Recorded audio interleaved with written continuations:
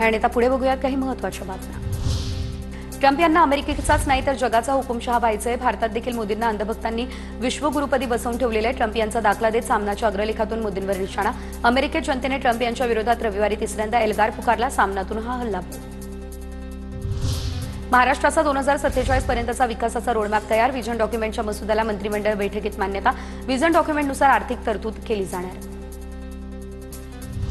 तुळजापूरमधील तुळजाभवानी मंदिराचा जीर्णोद्धार केला जाणार। सरकारकडून जीर्णोद्धारासाठी 1865 कोटी रुपये मंजूर तर भूसंपादनासाठी 18,89,00,000 रुपयांचा निधी मंजूर।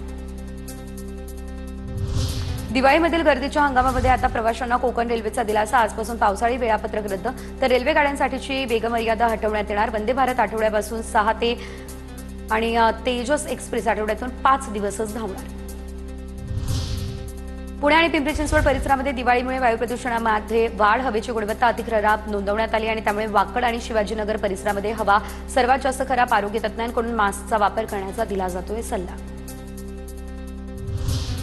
सोलापूरमधील सीना नदीकाठच्या गावामध्ये टँकरने पाणी पुरवठा मात्र सणासुदीमध्ये पाणी पुरत नाही। त्यामुळे दिवाळीच्या आंघोळीसाठी गावकऱ्यांचा नदीपात्रातून पाणी उपसा। प्रशासनानं लक्ष देण्याची होतीये मागणी।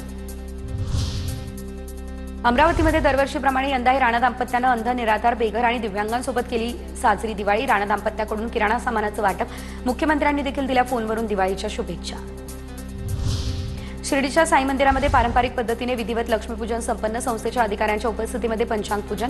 संस्थांच्या वही खात्याचे चोपडी पूजनही करण्यात आले। मुंबईसह कल्याण बदलापूर आणि उरणमध्ये परतीच्या पावसाची हजेरी तर रायगड जिल्ह्यात देखील पावसामुळे दाणादाण। सोसाट्याच्या वाऱ्यासह पाऊस आल्यानं नागरिकांची तारांबळ।